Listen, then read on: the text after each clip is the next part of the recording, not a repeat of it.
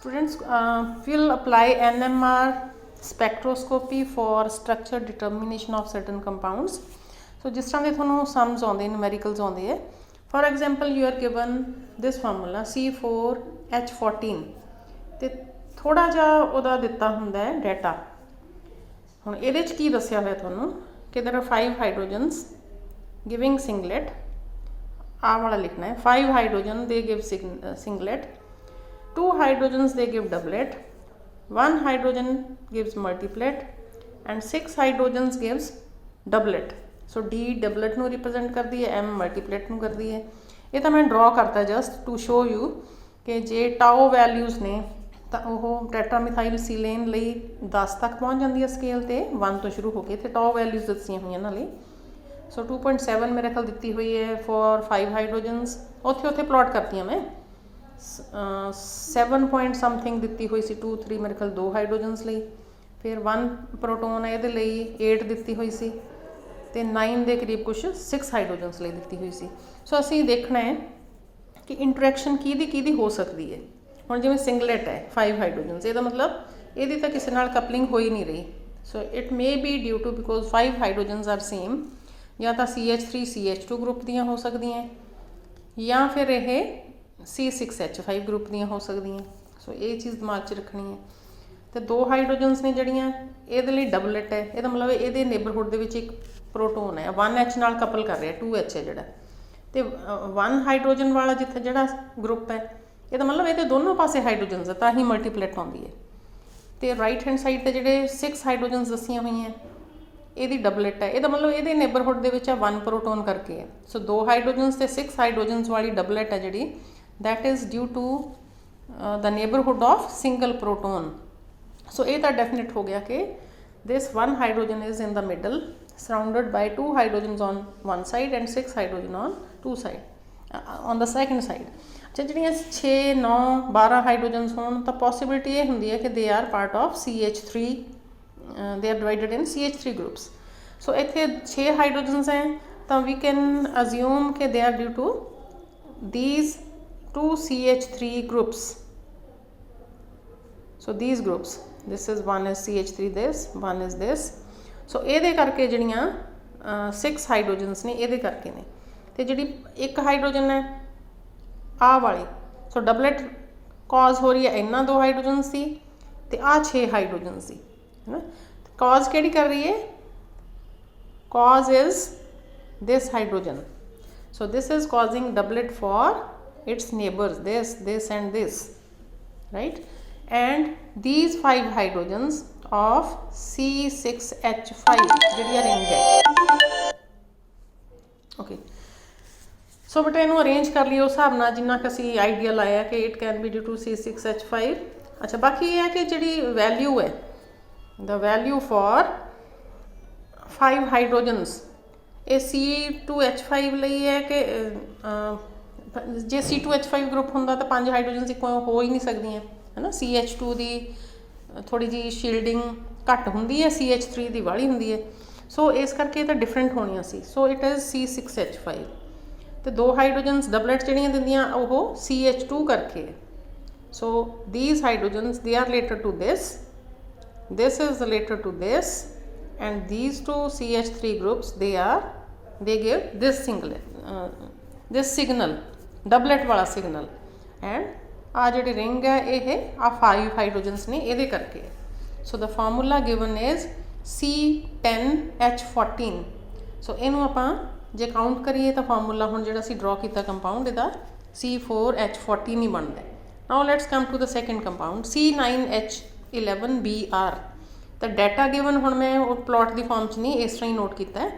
So it is 2 hydrogens multiplet, 2 hydrogens triplet, 2 hydrogens triplet, 5 hydrogens singlet.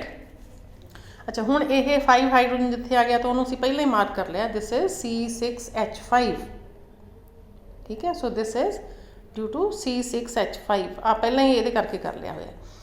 फिर जी multiplet है यदा मतलब ये है 2 हाइड्रोजन्स वाली कि it is coupled with 2 types of protons. So किहड़े प्रोटोन्स ये भी कपल कर रही है ये भी कर रही है. आ 2 लाइनां मैं तुहानूं आ दिखाउंदी हां यही लाइयां कि this is present in between and they are on two sides of these two hydrogens. तो फिर जो असी स्ट्रक्चर असैस करांगे कि this is due to C6H5 and this is आ जी ट्रिपलेट है, जी ट्रिपलेट है it is due to this and this triplet is also due to this. ठीक है, सो 2H मिडल दे विच पिया होया ते साइड्स से जिहड़ियां ये मतलब आह साइड ते पई हुई है ट्रिपलेट दे रही है, आह हाइड्रोजन इत्थे पई हुई है ट्रिपलेट दे रही है, तो जिहड़ी मल्टीप्लेट दे रही है वो दोनों साइड्स ते है। So this hydrogen is this.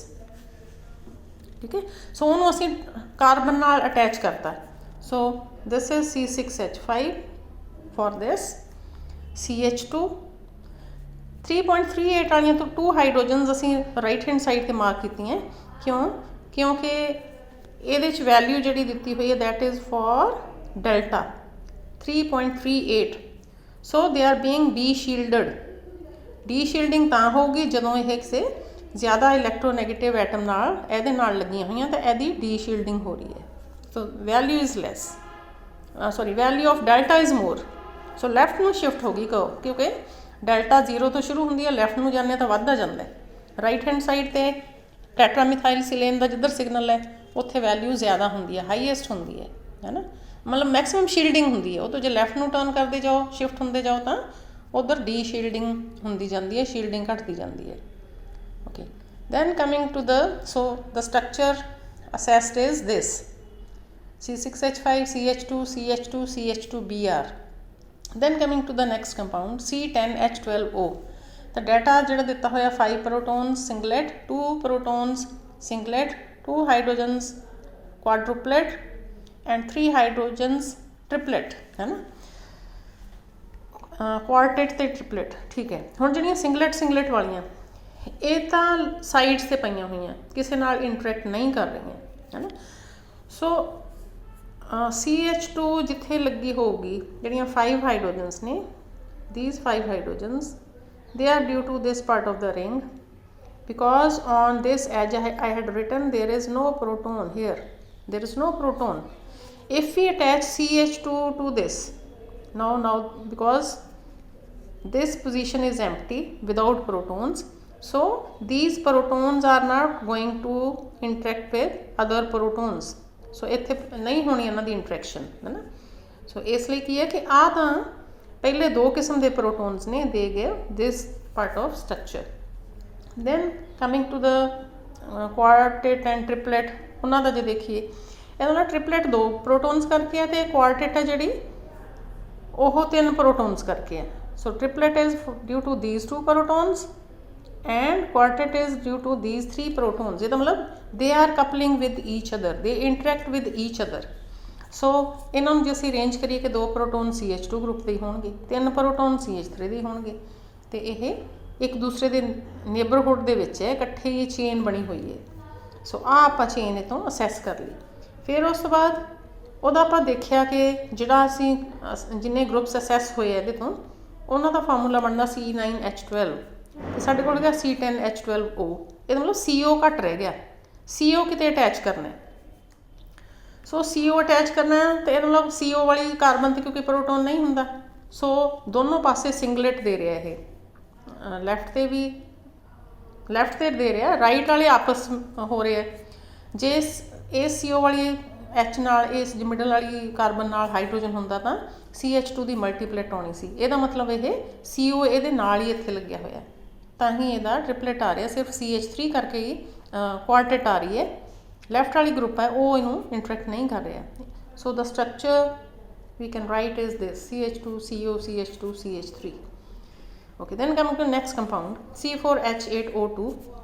Uh data दिता हुआ 3 hydrogens triplet, 2 hydrogens quartet, 3 hydrogen singlet. तो डाटा वैल्यूज दी हैं 1.2 2.3 3.6। सो 1.2 वाली राइट हैंड साइड पर है, 2.3 वाली थोड़ी होर लैफ्ट से शिफ्ट होगी, 3.6 वाली होर लैफ्ट से शिफ्ट होगी। ये मतलब शील्डिंग घट रही है। 3H सिंगलेट वाली लई देयर इज़ लैस शील्डिंग। आ मैं बनाने की कोशिश भी की है कि इस तरह होनी, पर डेल्टा क्योंकि उत्थे 0 वैल्यू राइट से होंगी है, उल्ट साइड अपन करना पैना शिफ्ट है ना। सो 3.4 वाली बिल्कुल एक्सट्रीम लैफ्ट ते है, फिर 2.3 वाली है, 1.2 वाली राइट हैंड साइड ते होनी चाहिए है। ओके, हुण जिथे असीं देखते हैं कि ट्रिपलेट इज़ ड्यू टू 2 हाइड्रोजनस, तो आ पईआं 2 हाइड्रोजनस है ना। सो ये करके है, it is due to these 2 hydrogens. 2 hydrogens लई क्वार्टेट है ना, n neighbourhood they which 3 protons है, n+1 सिग्नल हुंदा है। So it is coupling with these, it is due to these. So इनू आपां क्रॉस मारता कि they are coupled with each other, they are influencing each other. तो 3 हाइड्रोजनस वो separate ही ने, वो एक दूजे नाल मिक्स नहीं हो रही हैं। तो आपां इहदा की कीता है कि 3 hydrogens is due to CH3 and 2 hydrogens due to CH2 तो 3 हाइड्रोजन CH3, पर मिडल दे विच कोई ब्रेक है, there is some break here, तां ही एक दूजे दे नाल इन्हां दी इंटरैक्शन नहीं है। सो ਇਹਦਾ मतलब की है कि जे फॉर्मूला माइनस करके देखिए कि की आ गया, C4H8O2 ਦੇ ਵਿੱਚੋਂ C3H8 माइनस किया, यू गॉट CO2। तो CO2 ਹੁਣ इस फॉर्म 'ਚ ही हो सकता है। सो ਇਹਨੂੰ ਅਸੀਂ ਇੱਥੇ ਵਿਚਾਲੇ इंसर्ट करता, तो ऑक्सीजन वाली साइड CH3 ਲਈ है क्योंकि डी शील्डिंग ਇਹਦੀ वैल्यू अपन 3.6 है ना। सो ਇਹਦੇ राइट हैंड साइड ਤੇ ਜਿਹੜਾ ग्रुप होगा ਇੱਥੇ ਆ वाला, it is being deshielded due to this oxygen, क्योंकि ये इलैक्ट्रॉन शिफ्ट हो रहे हैं तो डबल बॉन्ड O वाले ऑक्सीजन पे जा रहे हैं। So the required formula is this CH3 CH2 COO CH3, this is an ester. Then next compound is C4H9Br।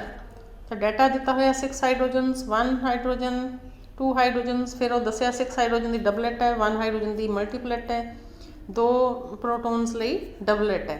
Delta values भी दी हुई। सब तो पहला तो असीं देखिए कि जिहदी डबलेट है वो this is due to single hydrogen in the neighbourhood. So उन्होंने असीं इधर नूं एरो दे नाल इधर जोड़ता होया, this is due to this, and this multiplet is sorry then doublet is again on second side, again this is due to this proton. So this is the cause of these 2 doublets.